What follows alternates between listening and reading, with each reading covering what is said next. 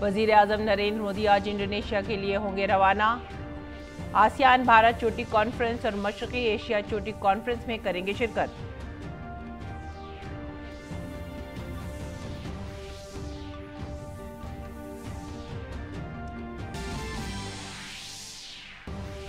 G20 सरबराही इजलास के लिए वफ्द के सरबराह नई दिल्ली पहुंचना शुरू। वजीर इत्तलात और नशरियात ने सरबराही इजलास से कब्ल इंतजामात का लिया जायजा। दारुल हुकूमत में सिक्योरिटी के सख्त इंतजामात।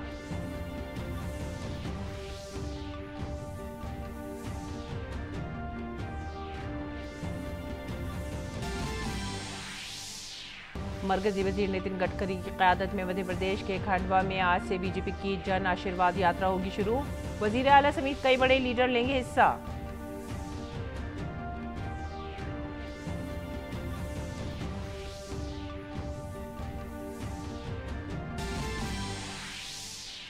ब्राजील में तूफानी बारिश से मचा कोहराम, 22 अफराद की मौत। सैलाब की जद में आया पूरा शहर।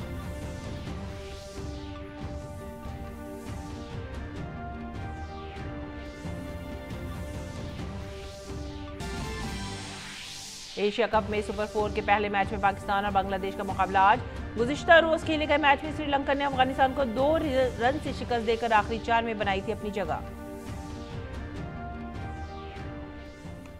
आदाब नाज़रीन, उर्दू खबरों में आप सभी का खैर मकदम है। नजर डालते इस वक्त की खास खबरों पर।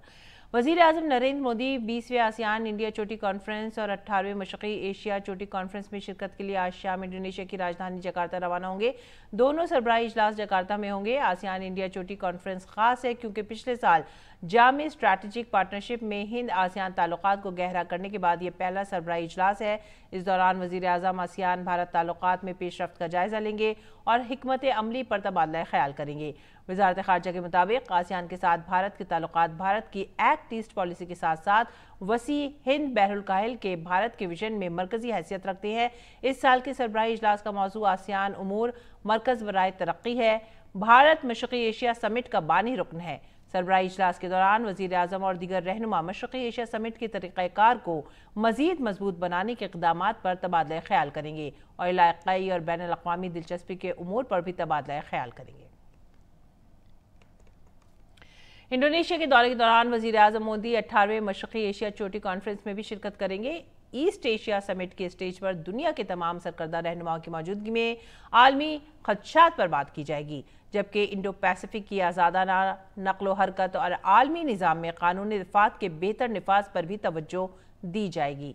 वज़ीर आज़म नरेंद्र मोदी जकार्ता में मशरकी एशिया चोटी कॉन्फ्रेंस में शिरकत करेंगे, जहां वो इस फोरम के 17 दीगर रुकन ममालिक के सरकर्दा रहनुमाओं के साथ मुख्तलिफ मसाइल पर तबादला ख्याल करेंगे। ईस्ट एशिया समिट का आगाज 2005 में आसियान ममालिक की पहल पर हुआ था, जिसका भारत शुरू से ही रुकन रहा है। 10 आसियान ममालिक के अलावा इस तंजीम में 8 डायलॉग पार्टनर्स ममालिक भी शामिल हैं। मशरकी एशिया कॉन्फ्रेंस में भारत के अलावा ऑस्ट्रेलिया, चीन, जापान, न्यूजीलैंड, कोरिया, रूस और अमरीका भी शामिल हैं।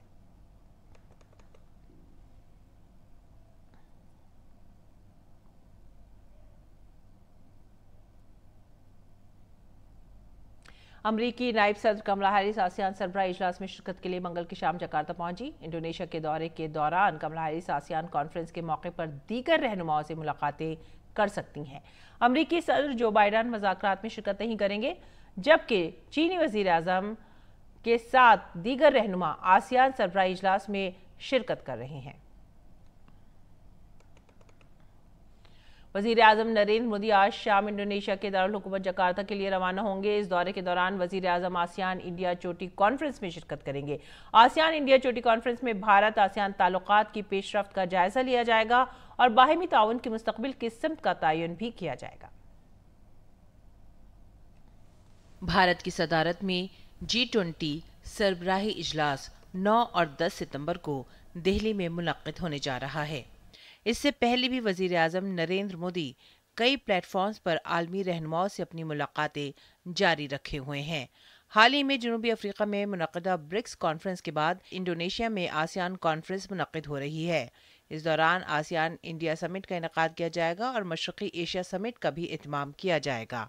पीएम मोदी इन कॉन्फ्रेंसों में शिरकत के लिए इंडोनेशिया की राजधानी जकार्ता जा रहे हैं, जहां वो इन दोनों कॉन्फ्रेंसों के दौरान आलमी रहनुमाओं से मुलाकात करेंगे और इन फोरम्स में हिंदुस्तान की आवाज उठाएंगे। G20 की मेजबानी की मसरूफियात के दरमियान वजीर आजम मोदी अपने इंतहाई मसरूफ शेड्यूल से 7 सितंबर की सुबह जकार्ता पहुंचेंगे, जिससे जाहिर होता है कि मशरक़ी एशिया के ये ममालिक बशमूल आसियान हिंदुस्तान के लिए कितने अहम हैं।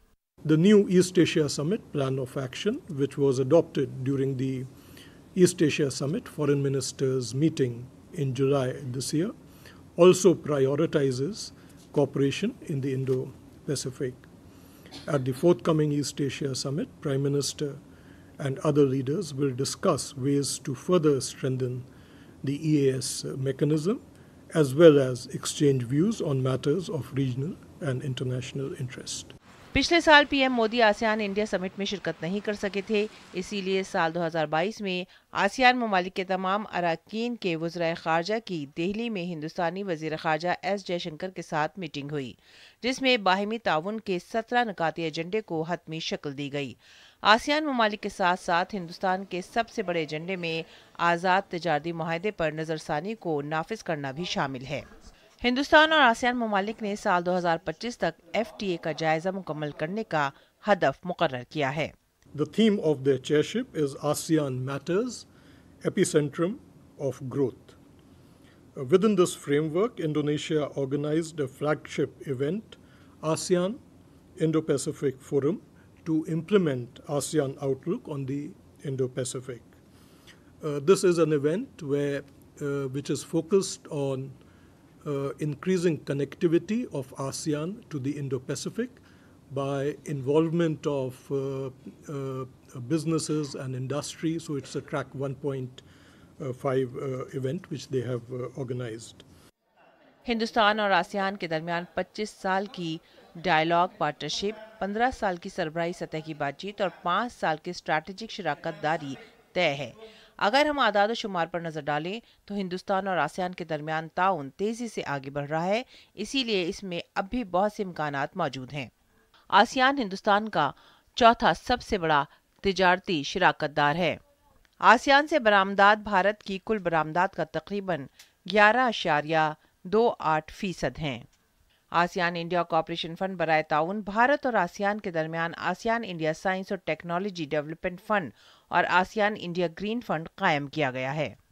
गुज़िश्ता चंद सालों में जिन शोबों में हिंदुस्तान और आसियान ममालिक के दरमियान ताउन को तेजी से आगे बढ़ाने पर इत्तफाक राय किया गया है, उनमें समुद्री ताउन, सियासी सलामती, दिफाई सलामती, हिंद बहरुल काहिल जैसे शोबे शामिल हैं।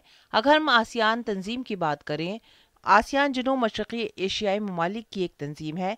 ये तंजीम एशिया पैसिफिक के 9 आबादियाती ममालिक के दरमियान बढ़ती हुई कशीदगी के दरमियान सियासी और समाजी इस्तेहकाम को फ़रोग़ देने के लिए कायम की गई थी। इन ममालिक में Bruny, Cambodia, Indonesia, Laos, Malaysia, Myanmar, Philippine, Singapore, Thailand और वियतनाम शामिल हैं। आसियान के 3 सुतून हैं, जिनमें ASEAN political security community, ASEAN economic community, ASEAN समाजी सकाफती बिरादरी पर मुश्तमिल हैं। आसियान देशों के साथ में मुक्त व्यापार समझौते को आगे बढ़ाने की बात हो या फिर इस पूरे इलाके में फ्री नेविगेशन से लेकर तमाम मसलों पर आपसी समझ को आगे बढ़ाना, ये दर्शाता है कि भारत के इन तमाम देशों के साथ में संबंध एक नई ऊंचाई की ओर बढ़ते दिखाई पड़ रहे हैं। मौजूदा प्रधानमंत्री की इंडोनेशिया दौरे से भी इन संबंधों में एक नई ऊंचाई देखने को मिलेगी। अपने सहयोगी अमित साहू, कैमरामैन संजय जैना के साथ मैं आर्यन प्रताप सिंह, जकार्ता, इंडोनेशिया। और अब बात करते हैं जायके की। भारतीय खानों का तनव्वुर और जायका पूरी दुनिया में मशहूर है। इंडोनेशिया में भी भारतीय खानों की तरफ कोई कम कशिश नहीं है। हमारे साथ ही आर्यन प्रताप सिंह ने इंडोनेशिया की दारुल हुकूमत जकार्ता में भारतीय खानों के जायके का जायजा लिया। देखिए जकार्ता से यह खास रिपोर्ट। मैं इस वक्त इंडोनेशिया की राजधानी जकार्ता में मौजूद हूं और यहाँ इंडोनेशिया में भी भारतीय व्यंजनों को लेकर एक जबरदस्त उत्साह और आकर्षण देखने को मिलता है। आप देख सकते हैं भगवान गणेश की यहाँ मूर्ति है और मेरे पीछे यहाँ पे गणेशा एक संस्कृति नाम से रेस्टोरेंट है। ये दरवाजा विशेष तौर से भारतीय जो राजस्थानी परंपरा है उसका मुजाहिरा करता है और कैसे राजस्थान के जो ट्रेडिशनल तरीके के दरवाजे हुआ करते हैं नक्काशी के साथ में, कहीं ना कहीं उसको प्रदर्शित करने की कोशिश की गई है। यहाँ पर लगी हुई एक वॉल पेंटिंग भी आप देखिए तो ये पूरी तरीके से भारत की कला और संस्कृति को दिखाती नजर आती है। रेस्टोरेंट की ओनर है और आपके काफी रेस्टोरेंट यहाँ चलते हैं। 8 रेस्टोरेंट्स हैं इंडोनेशिया में एंड अब 20 साल हो गए हैं हमारे को पहला रेस्टोरेंट खोले हुए। 2003 में हमने गणेशा एक संस्कृति, हमने नाम गणेशा इसलिए रखा क्योंकि ये पहला बिजनेस हमने शुरू करा था और इंडोनेशिया में गणेशा को बड़ा रिकॉग्नाइज करते हैं। मैं इंडोनेशिया आई तो मैंने देखा कि इंडोनेशियन टीवी पे अमिताभ बच्चन भाषा इंडोनेशिया में बोल रहे हैं, सुका makanan Indonesia kenapa enggak? They like to hear the songs of India, suka tari India, baju India. Kenapa enggak suka makanan Indonesia? So I thought, hey, they would really like Indian cuisine. So I started making Indian food. Indonesia के लोग जो हैं भारतीय व्यंजनों में क्या चीज सबसे ज्यादा पसंद करते हैं, कहा जाए जिसको चटकारे खा के खाते पसंद करते हैं? सबसे ज्यादा तो बटर चिकन पसंद करते हैं। सबसे ज्यादा फेवरेट सब लोगों का बटर चिकन है। फिर उसके बाद में उन लोगों को समोसा काफी रिलेट करते हैं बिकॉज जहाँ का भी एक फेस्टिवल होता है samosa they really like. Indonesian really respect and love Indians. Nowadays, Indian is famous in Indonesia, so I will try the Indian food because I like the taste of the Indian food. I like Indian food, but not so many times. But this is the place that I choose. We choose for eating here because the authentic taste for Indian food. तो आप देख सकते हैं कि तमाम जो लोग यहाँ बैठे हुए हैं ये सब पसंद करते हैं भारतीय व्यंजनों को और अपने आप में ये बताने, दिखाने, दर्शाने के लिए काफी है कि किस तरह से भारतीय व्यंजनों को लेकर एक आकर्षण इंडोनेशिया में भी देखने को मिलता है। लोग यहाँ पे चाट पकौड़ी खाते नजर आ रहे हैं, बिरयानी खाते नजर आ रहे हैं और ये सिर्फ व्यंजन का ही नहीं बल्कि संस्कृति को भी एक दूसरे देशों के साथ में साझा करने का एक तरीका होता है। तो भारतीय व्यंजनों की इंडोनेशिया में किस प्रकार से एक मांग है, डिमांड है, उत्साह है, इस पर था ये मेरी खास पेशकश। मेरे कैमरा सहयोगी संजय जैना और मेरे सहयोगी अमित साहू के साथ मैं आर्यन प्रताप सिंह, जकार्ता, इंडोनेशिया से। और आइए बात करेंगे G20 की।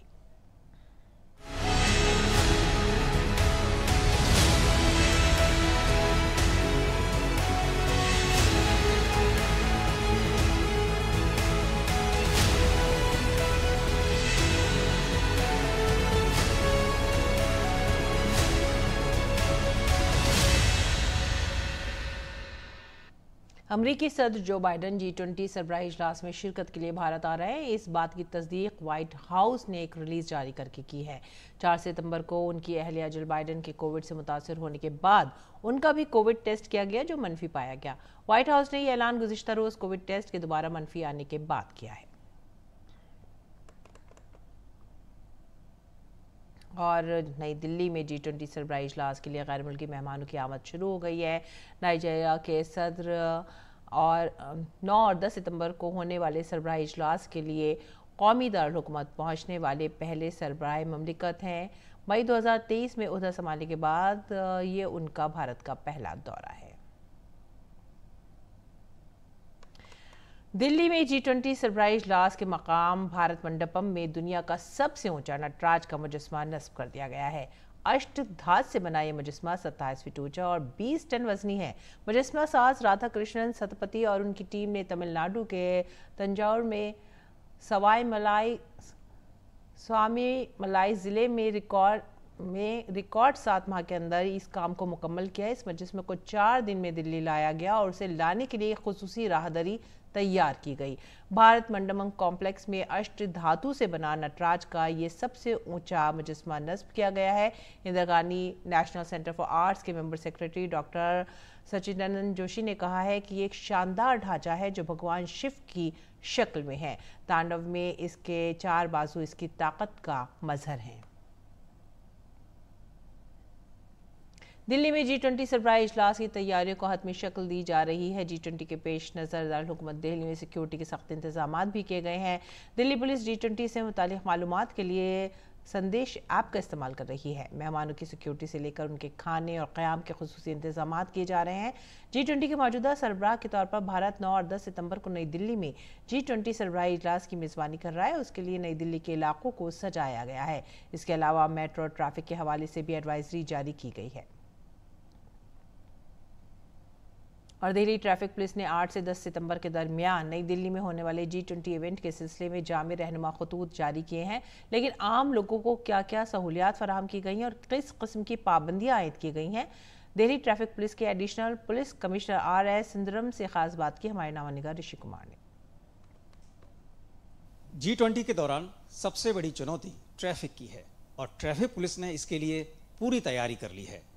इसके लिए क्या क्या गाइडलाइंस जारी की गए हैं और क्या कुछ ऐसे सवाल हैं जो आम जनता के जहन में हैं, इन सब सवालों के जवाब देने के लिए हमारे साथ इस समय दिल्ली ट्रैफिक पुलिस के एडिशनल CP R सत्यसुंदरम जी हैं। सत्यसुंदरम जी, ये बताएं कि सबसे पहले जो मेन गाइडलाइंस हैं, सबसे पहला सवाल यही होगा कि मेन गाइडलाइंस क्या हैं इन 3 दिनों के लिए? दिल्ली ट्रैफिक पुलिस की तरफ से 8 तारीख, 9 तारीख, 10 तारीख 3 दिन के लिए हमने एक काफ़ी विस्तार यातायात दिशा निर्देश जारी किए हैं।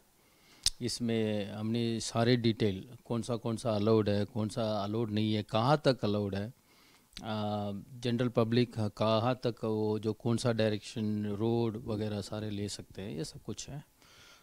इसमें आप देखेंगे तो जो नॉन डेस्टिनेड व्हीकल है जो दिल्ली में आने के लिए बिल्कुल ज़रूरत नहीं है, ये एक स्टेट से दूसरी स्टेट जाते हैं, वो दिल्ली का रास्ता लेते हैं, दिल्ली में तो उनको कोई काम नहीं है, लेकिन इसी टाइप का गाड़ी को हम बिल्कुल अलाउ नहीं करेंगे। इसको 7 तारीख 8 तारीख रात से इसको डाइवर्ट करना शुरू करेंगे बॉर्डर से, दिल्ली के बॉर्डर से। इसके अलावा जो कमर्शियल व्हीकल है, जो हेवी गुड्स व्हीकल है, मीडियम गुड्स व्हीकल है, लाइट व्हीकल्स, जो कमर्शियल व्हीकल है, इनका भी हम डाइवर्शन शुरू कर देंगे जो दिल्ली के बॉर्डर से।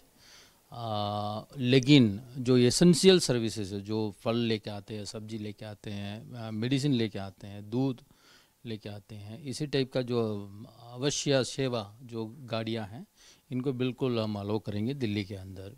2 चीज़ें हैं, एक तो ऐसे लोग जो अपने इलाज के लिए दिल्ली आना जाना चाहते हैं, दूसरा जो एयरपोर्ट या नई दिल्ली के जो यात्री हैं उनके लिए, तो उनके जो वाहन होंगे पुलिस उनको किस तरीके से या उनके टिकट के आधार पर, क्योंकि ये बड़े उनके जहन में सवाल है कि हमारी गाड़ी का पास नहीं हो तो हम कैसे जाएंगे, क्या किसी पास की ज़रूरत है या किस तरीके से उनको अलाउ करेंगे कि वो हॉस्पिटल या इन जगहों पे जा पाएँ?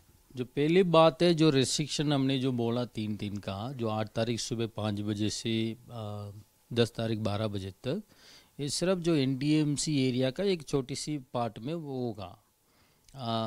बाकी जो बियॉन्ड जो रिंग रोड है, रिंग रोड के बाहर का जो एरिया में तो सारे सर्विसेज तो नॉर्मल चलता रहेगा। अगर किसी को अगर एयरपोर्ट जाना है तो जो मेट्रो ऑरेंज लेन वो लेके जा सकते हैं, या अपना गाड़ी में भी अगर इनके पास निकालना है तो, क्योंकि एग्जिट होने में न्यू दिल्ली से बाहर जाने में कोई मना नहीं है। वैसे अगर किसी का वैलिड बुकिंग है, मैंने जो पहले बताया, वो भी न्यू दिल्ली के अंदर आ सकता है, अपना वैलिड टिकट वो दिखा सकते हैं। वैसे ऑथराइज व्हीकल, जो ऑथराइज व्हीकल हमने कई सारे सर्विस के लिए हमने ऑथराइज कर रखा है, वो ऑथराइज व्हीकल भी न्यू दिल्ली के अंदर आ सकते हैं, उसमें कोई मना नहीं है।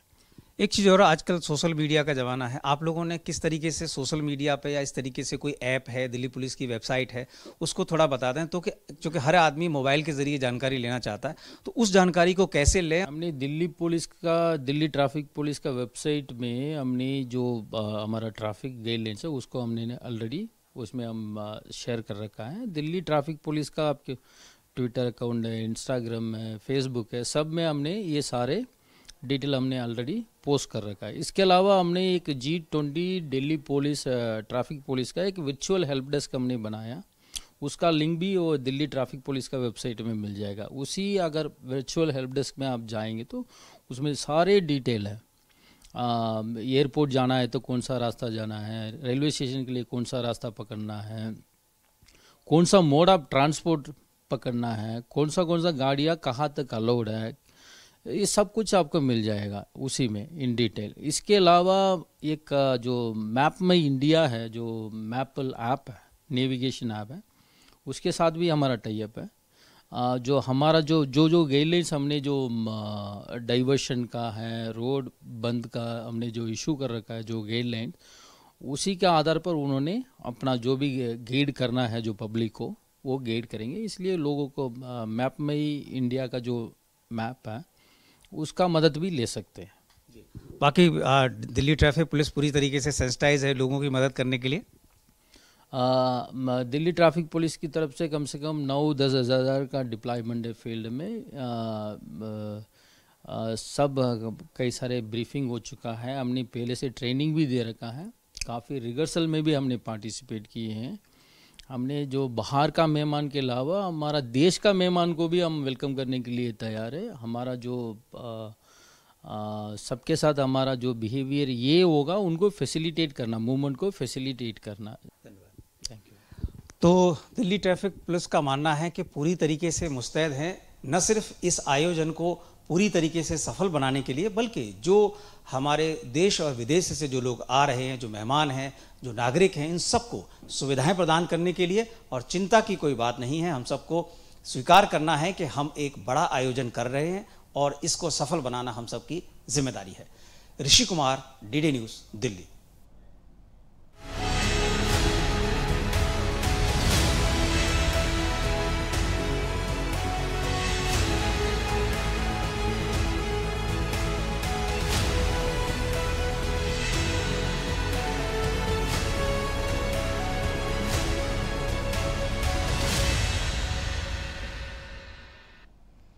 तो ये थी खबरें G20 से मुताल्लिक़। रुख करते हैं दीगर खबरों का। बीजेपी के सीनियर लीडर और मरकजी वजीर नितिन गडकरी आज मध्य प्रदेश के खंडवा से 5वें जन आशीर्वाद यात्रा को झंडी दिखाकर रवाना करेंगे। बीजेपी रियासत में आवाम के आशीर्वाद के लिए 5 जन आशीर्वाद यात्रा निकाली जा रही है। आवाम से तजावीज़ भी ली जा रही हैं, जिसकी बुनियाद पर बीजेपी अपना मंशूर तैयार करेगी। इस साल रियासत में होने वाले इंतखाबात के पेश नज़र बीजेपी अवामी हिमायत हासिल करने की कोशिश कर रही है। 4 जन आशीर्वाद यात्रा पहली शुरू हो चुकी हैं। ये तमाम यात्रा 25 सितंबर को भोपाल पहुंचेंगी।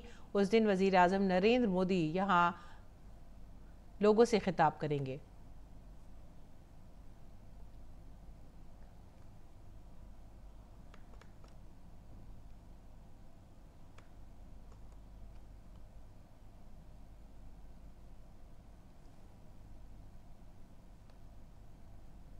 और अब रुख करते हैं मणिपुर का। मणिपुर के इम्फाल मगरबी और इम्फाल मशरक़ी ज़िला में एक बार फिर से गैर मुअय्यना मुद्दत का कर्फ्यू नाफिज कर दिया गया।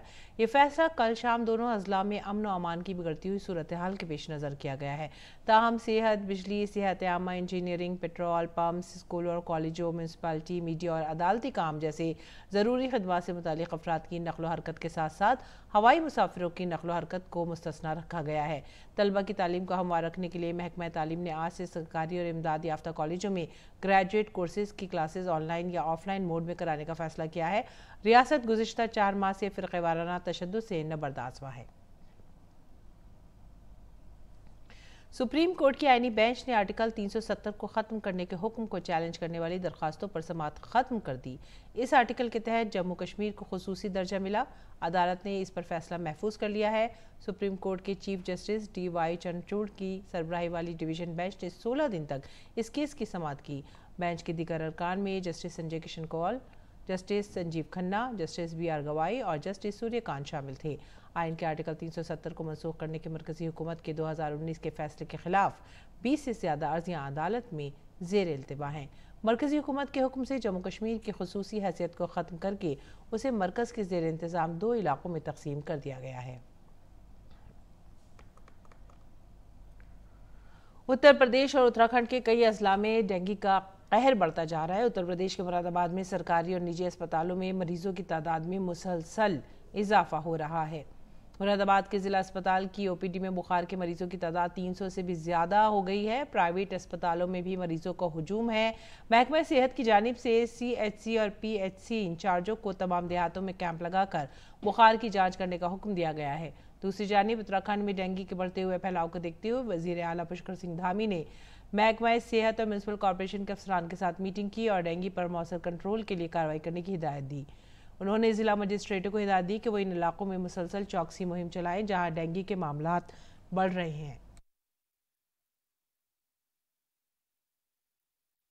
और अब पेश है दिल्ली से शाया उर्दू अखबारात का मुख्तसर सा जायजा।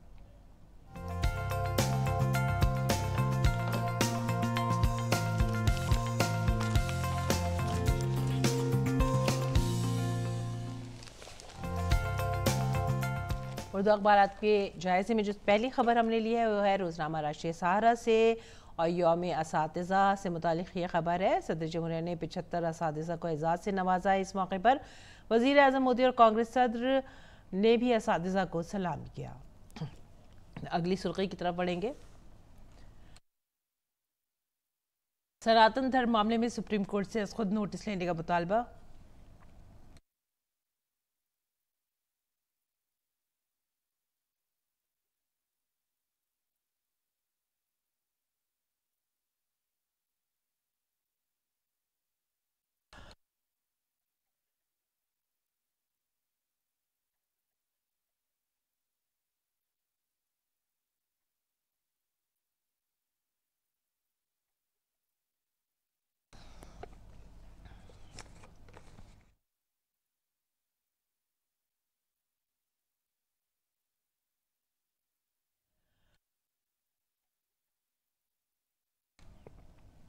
उन्नीस से 1 के बाद अगस्त का महीना हिंदुस्तान में सबसे ज्यादा गर्म रहा।